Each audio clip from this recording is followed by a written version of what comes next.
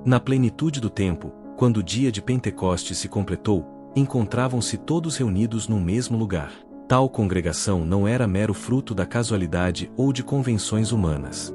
Antes, era o cumprimento de um plano traçado desde os alicerces do mundo, um mover silencioso da providência que conduz os eventos da história segundo um propósito eterno. Pentecostes, festa celebrada 50 dias após a Páscoa judaica, recordava a outorga da lei no Sinai. Agora, seria o cenário de uma nova aliança, não mais gravada em tábuas de pedra, mas escrita no âmago dos corações pela ação vivificante do Espírito Santo. A unidade entre os discípulos era mais que mera presença física, era uma consonância espiritual, uma harmonia que preparava o terreno para a irrupção do divino.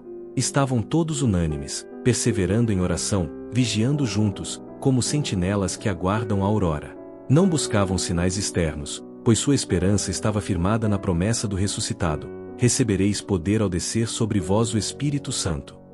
Ali, naquele cenáculo em Jerusalém, um pequeno grupo de homens e mulheres, frágeis aos olhos do mundo, mas fortes pela fé, tornava-se o berço de uma nova humanidade.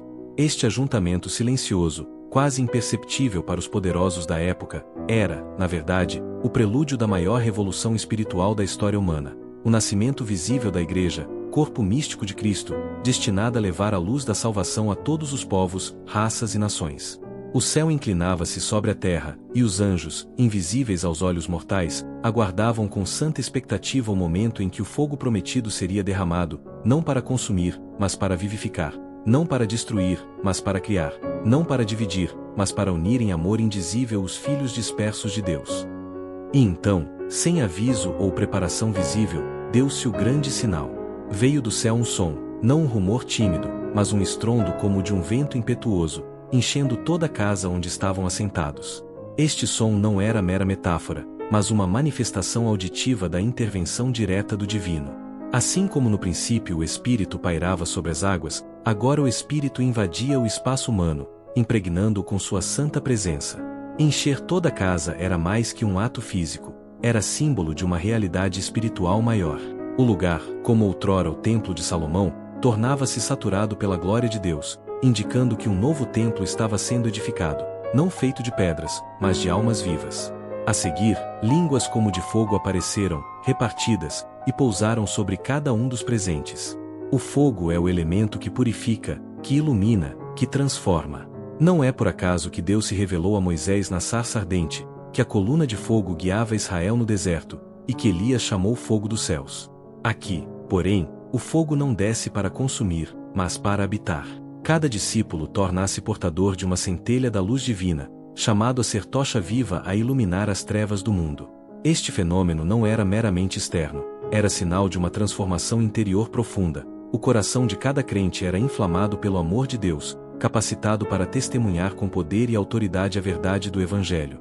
O invisível tornava-se visível, o intangível se fazia palpável.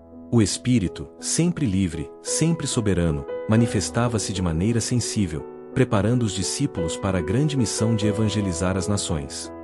E então, sem aviso ou preparação visível, deu-se o grande sinal. Veio do céu um som, não um rumor tímido, mas um estrondo como de um vento impetuoso, enchendo toda a casa onde estavam assentados. Este som não era mera metáfora, mas uma manifestação auditiva da intervenção direta do divino. Assim como no princípio o Espírito pairava sobre as águas, agora o Espírito invadia o espaço humano, impregnando-o com sua santa presença. Encher toda a casa era mais que um ato físico, era símbolo de uma realidade espiritual maior.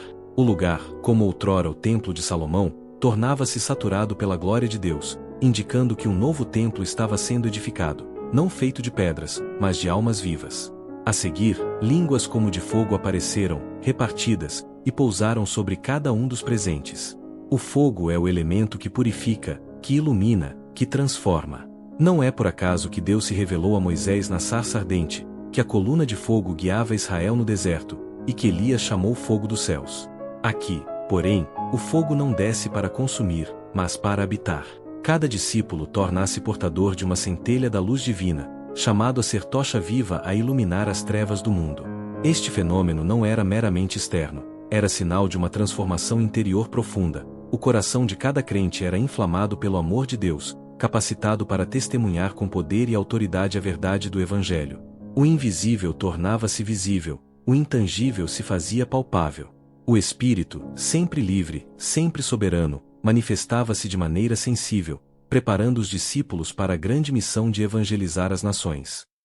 E todos foram cheios do Espírito Santo, e começaram a falar em outros idiomas, conforme o Espírito lhes concedia que falassem. A linguagem, instrumento tantas vezes de separação entre os povos, tornava-se agora veículo de comunhão universal. Em Babel, a soberba dos homens resultara na confusão das línguas. Em Pentecostes, a humildade dos crentes resultava na unificação dos corações através da diversidade dos idiomas. Era a inauguração visível do caráter católico da Igreja, universal em sua vocação, destinada a todas as nações, culturas e línguas. Em Jerusalém, para a festa de Pentecostes, haviam chegado judeus piedosos de todas as partes do mundo conhecido, partos e medos, elamitas e habitantes da Mesopotâmia, da Judéia e da Capadócia, do Ponto e da Ásia Menor, da Frígia e da Panfilha, do Egito e das regiões da Líbia, estrangeiros de Roma, judeus e prosélitos, cretenses e árabes. Todos ouviam, em seu idioma natal, as grandezas de Deus proclamadas com fervor e clareza. Era como se cada barreira cultural fosse momentaneamente suspensa, como se cada distância histórica e étnica fosse superada pela unidade espiritual forjada pelo Espírito. O que outrora os separava, suas línguas, seus costumes, suas histórias, agora era reunido na única linguagem do Espírito, a linguagem do louvor, da proclamação e da verdade. Este fenômeno não era apenas prodigioso, era profundamente simbólico. Deus não aniquilava a diversidade, antes, a assumia e a santificava. Cada povo, cada cultura, cada língua, chamada a participar da grande sinfonia da redenção, harmonizada pelo sopro do Espírito.